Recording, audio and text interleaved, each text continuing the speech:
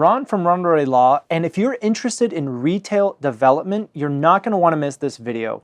Today we have Judy Ratsamy. She is a retail specialist with eXp Commercial based here in DFW, and we're going to have this great just kind of a conversation where we talk about the process for retail development from site selection, land purchase, development, construction, pre-leasing, leasing, and then finally an exit.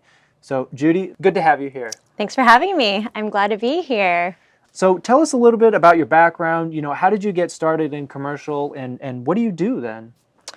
Well, I did start and got my license in 2013, and I started in residential, just I feel like most people do, and then just found out it wasn't for me.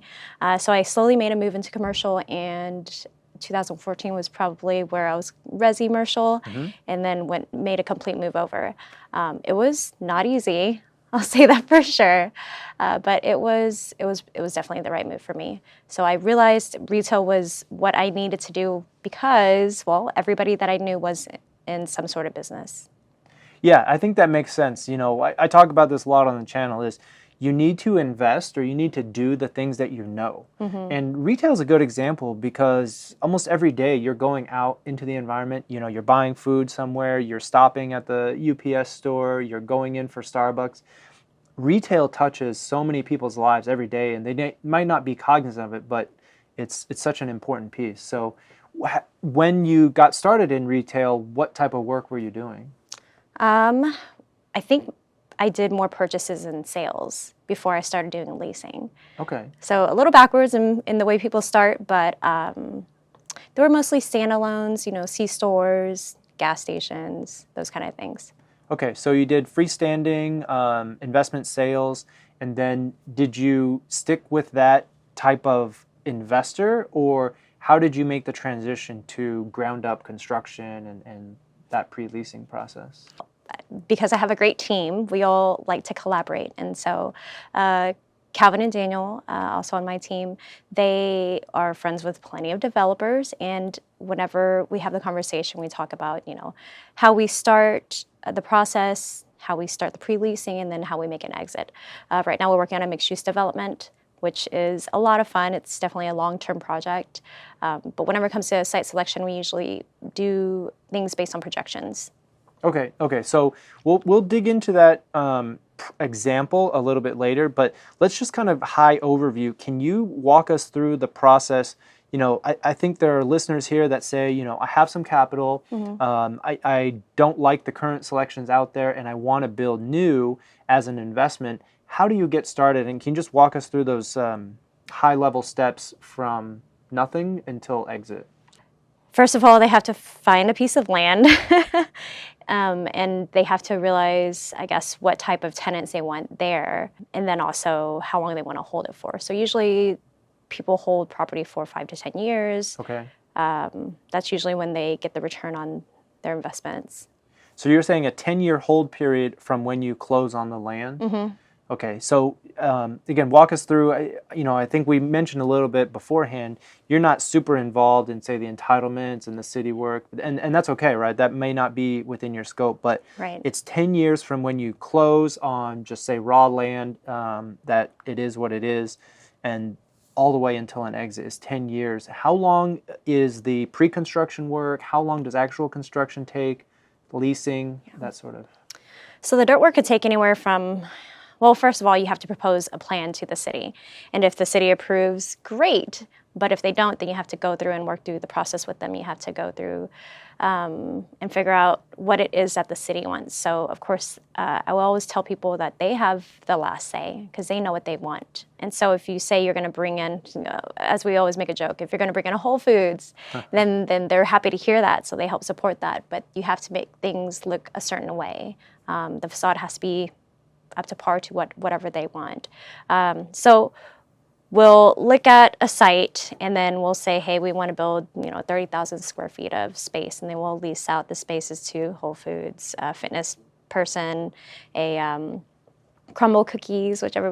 It's like in every center, and you want these high-end type of tenants. And then what we do is I reach out to corporate or whoever it is that we deal with. So you have relationships with all of these national or regional franchise networks, whether they have somebody in that territory, if they've been looking at it, or they're open to this area. And so that's really kind of your value, is your existing relationships with all of them. And yeah, I think that's really interesting, because I think people don't really know where the lines are drawn, because in your example, you're kind of fuzzy on entitlements and pre-leasing and just pre-buying the dirt interest. And a lot of times, my smart clients will put that in the contract. So they won't even close on the land. They might have a full 6 months, 180 days of due diligence where they're going to be talking to the city. They're going to be, creating a site plan. Once they have it under contract, they're going to do a site plan. They're going to do all this stuff.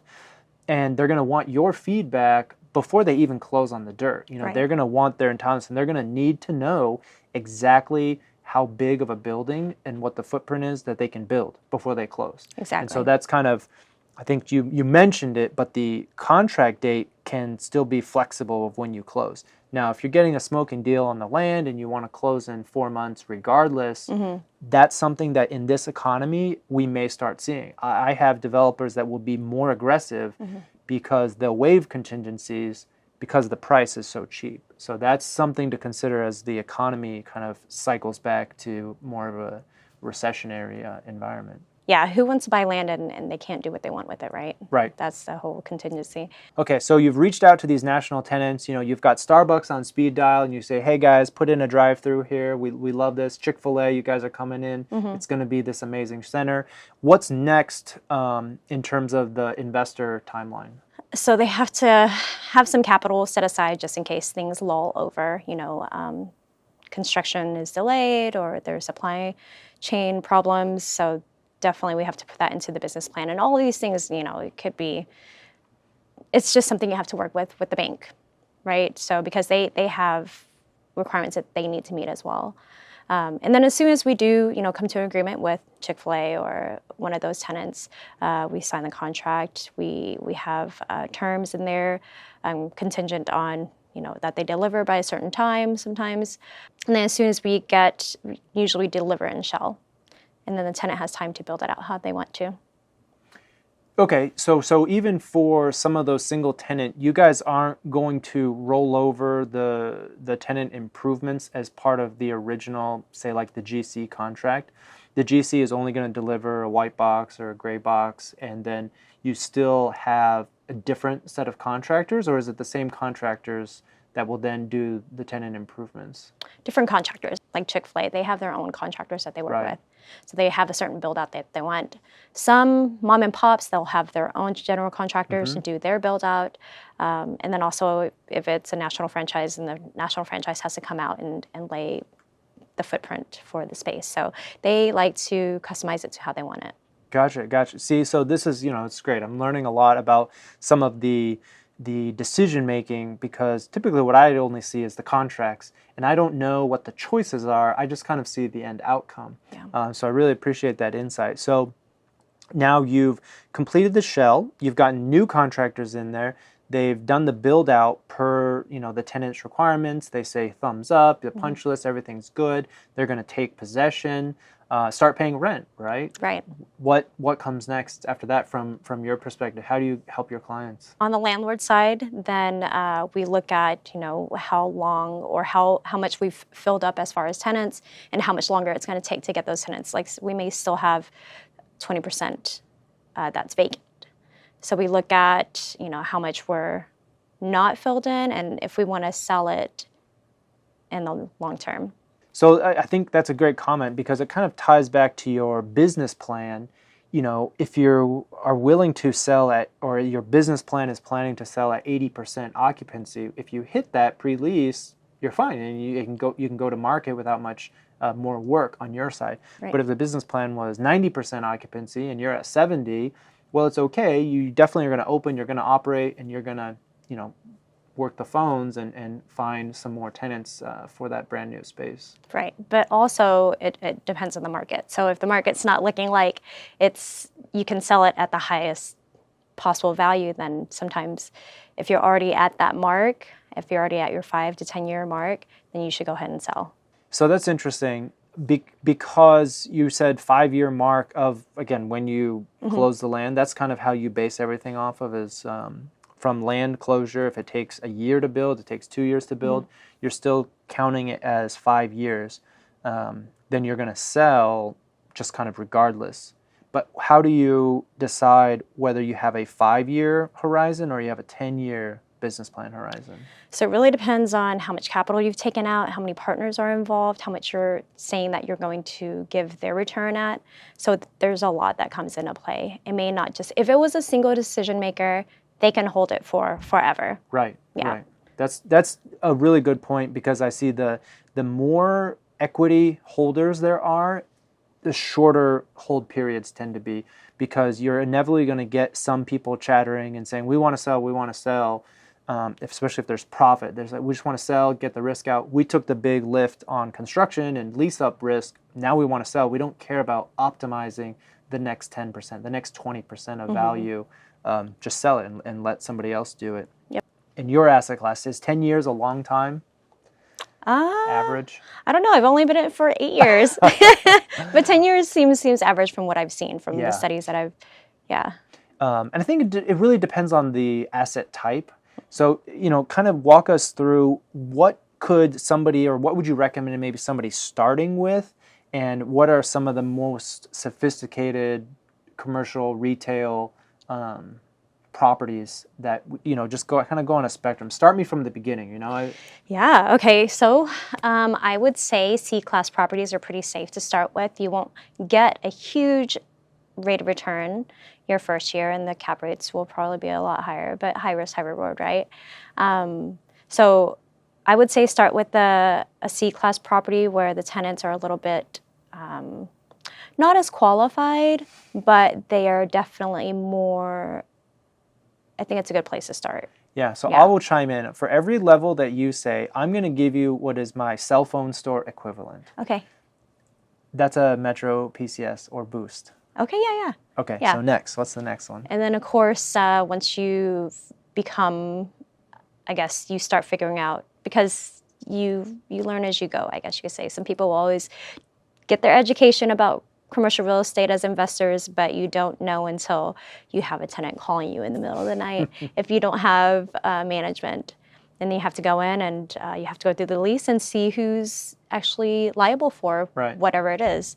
And then you have to deal with the taxes, common area maintenance, the insurance on the building. Once you figure all that out, then you could apply it towards something that's a little bit more sophisticated and move it up to like a B property. Okay. What are the hallmarks of a Class B retail property? Like, what does the physical plant kind of look like? At least one national anchor. Okay, so that's interesting. Yeah, one national anchor. What else? Like 2 stories? Is there a size? I don't know that there's a size. I think we classify B, C, A, B, C properties by when they were built. Right. So and then what ancillary stuff they have there to support the tenants. Okay. So does 2 stories, that's not any indicator. The total, you could have a huge Class B property still without any anchor. But you're saying one kind of national is kind of the defect. It's like a mini anchor for a Class B property to have that national draw. So back to my cell phone, I will say this is now T-Mobile. Yeah. All right. Right in there in accurate. Class B, T-Mobile. Sprint, but Sprint is no longer, so it doesn't exist. All right, what's next? What's now we're getting to the top. These are some great looking properties. Class A will have, now they will have charging stations, parking for pregnant women, those kind of things. Well, it's interesting you say that, because I agree. Those are the things people look for, and as a developer or as a investor owner, you have to plan for it. Your ratios are not going to be so generous that you can just give up a bunch of parking spaces to expectant mothers or 15-minute to-go now, right? Everybody has to add some of these to-go parking. You can't just lose spaces like that. You need to plan, or you need to have a generous parking allowance that, allows some flexibility there. So we say these things jokingly, but parking is really valuable, and it is so critical that, especially for infill and established locations, you don't have flexibility. So I can't just add expectant mother parking Right. to an existing facility. It just can't happen. So Exactly. all right, so this Class A, we've got pregnant parking in her Tesla.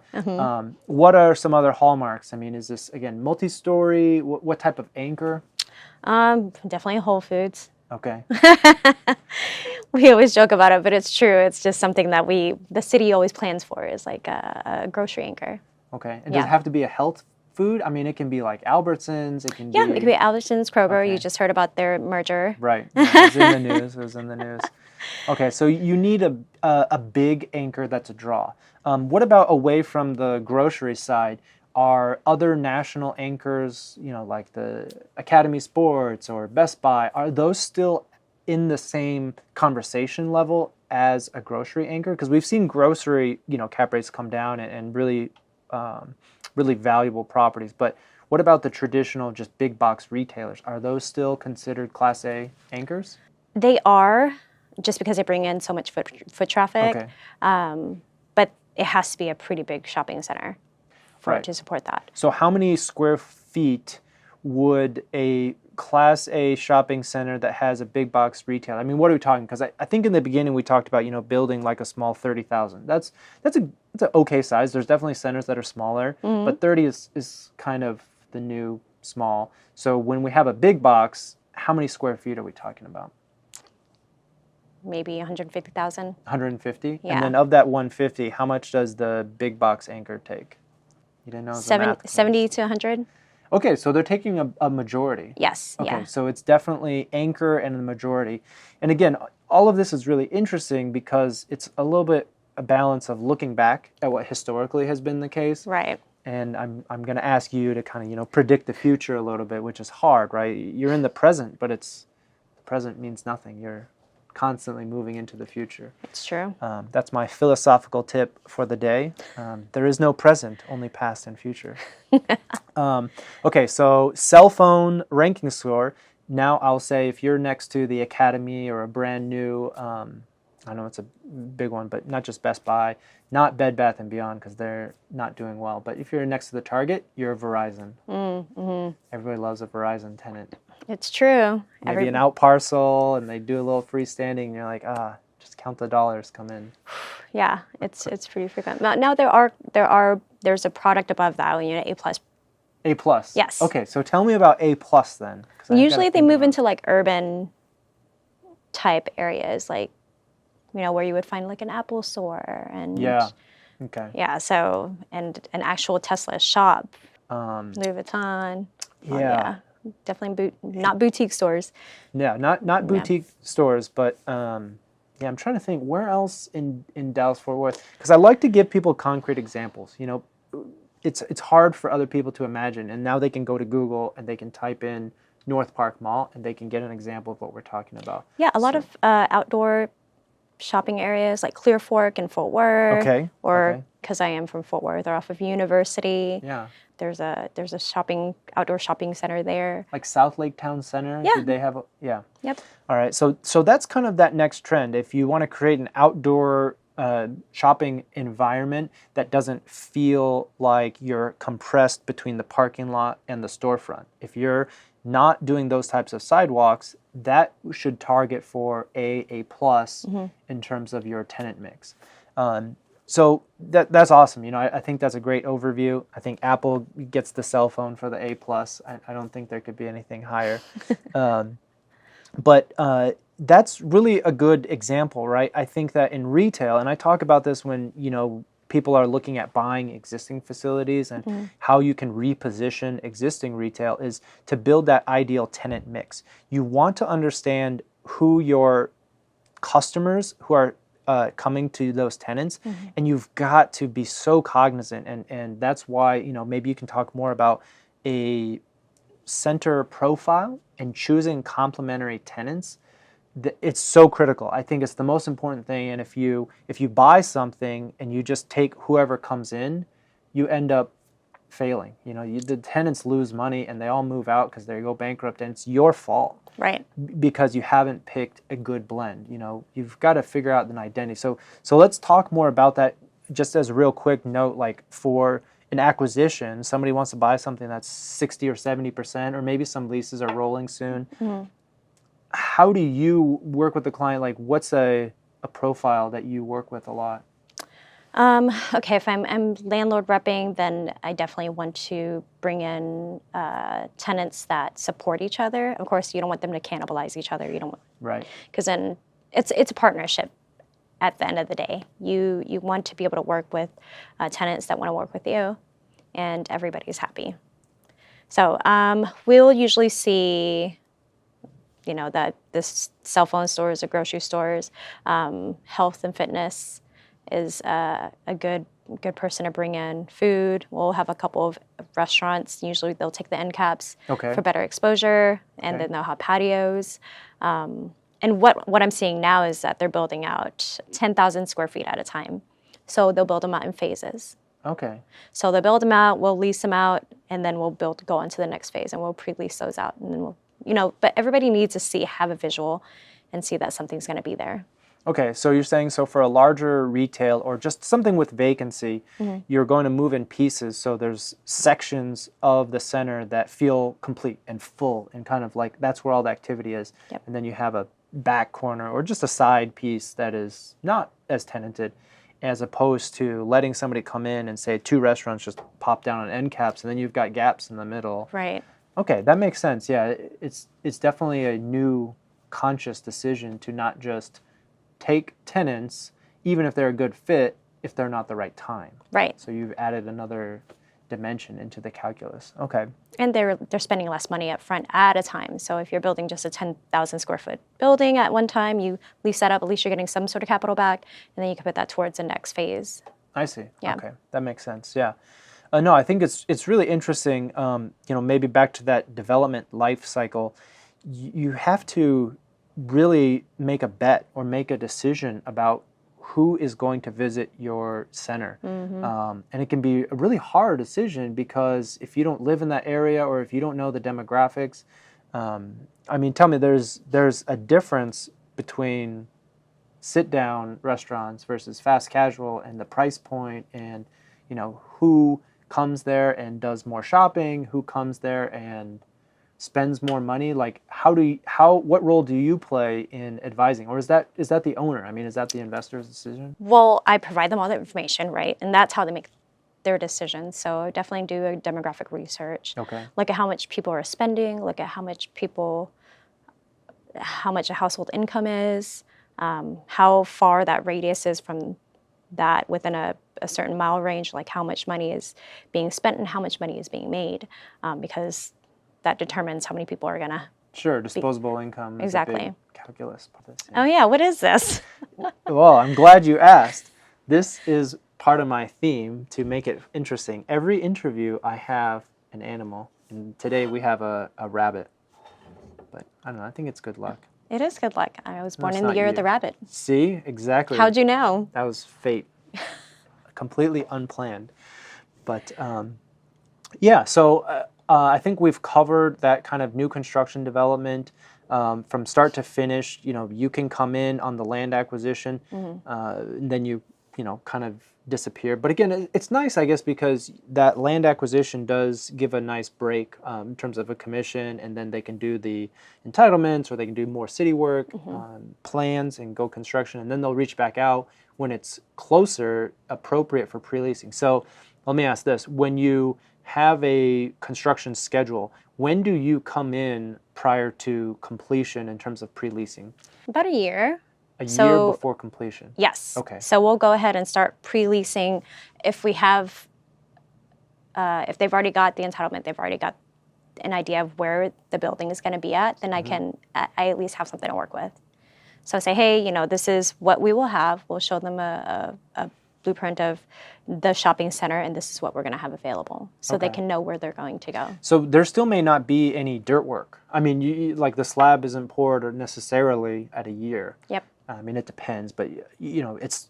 I guess in my mind, I was thinking like 3 months or 6 months, where the building is roughed in and it's close to getting finished. But you'll come in a year early to start making plans and start those conversations because I think your credibility, right? You can speak to the investor and be like, we will finish this project in a year. Yeah, you got to be hungry. You have to. You can't lollygag. Yeah, well, it's interesting, right? Because I only invest in industrial. So I have an industrial site that we're kind of doing the same thing. We are finishing out a formerly vacant building. So we're doing that same kind of dancing with tenants, but we don't know because we're working with the city on some changes. I don't want to commit too hard to a tenant. We're definitely less than a year out though. So it's a little bit different, I guess, that we don't want to commit to a tenant who is looking to move in January.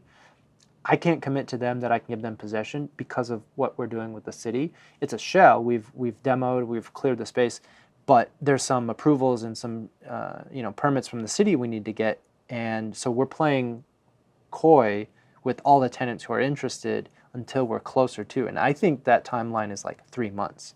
Because once and maybe it's different for an existing building, but... Well, for retail, I think it's different because there's just so much that goes into the build out on the interior space.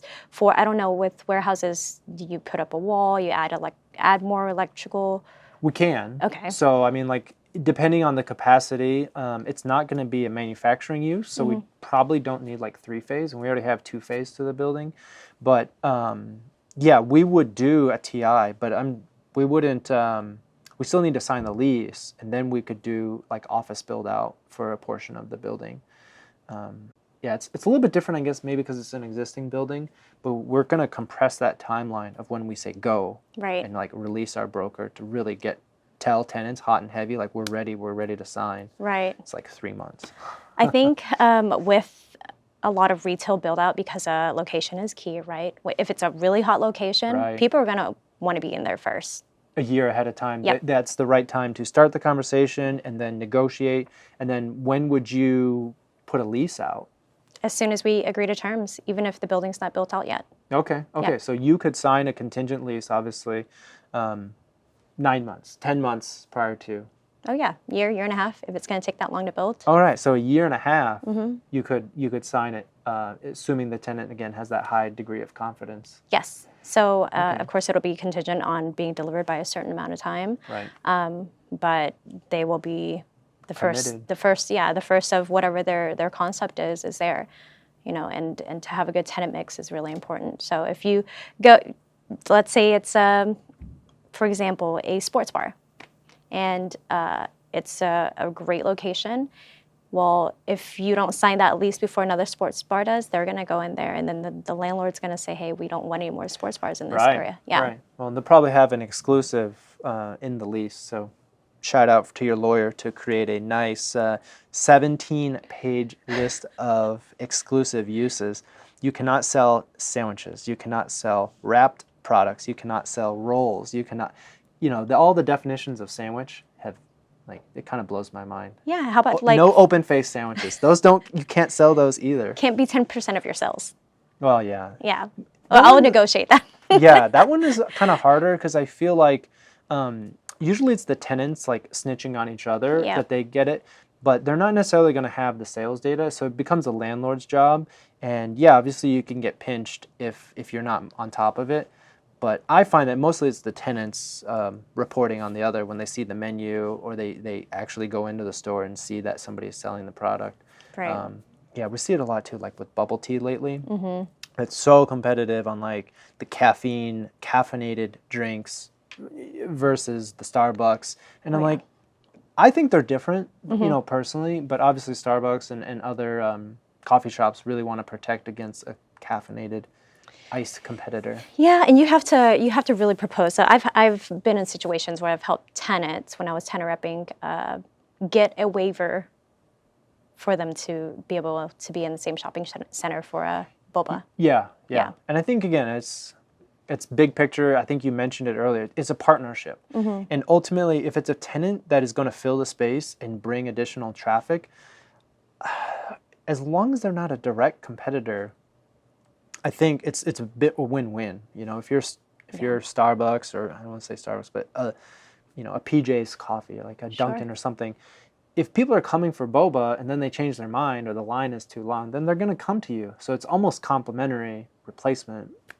Proximity is a big thing too. So if it's I don't know, 1,000 feet, Yeah. then definitely can't be within the range. Right. Yes. So, But if you're on opposite ends, sometimes in these crowded ones too, where parking's crazy and there's people backing out, they literally will not drive across. You have a natural barrier. guilty. Yeah, for sure. Well, that's awesome. I really appreciated the conversation, Judy. It was really insightful. I mean, I learned a lot. I don't know, other than what I see, because I'm not an investor and I'm not in it day to day like you. What's the best way to get in touch with you?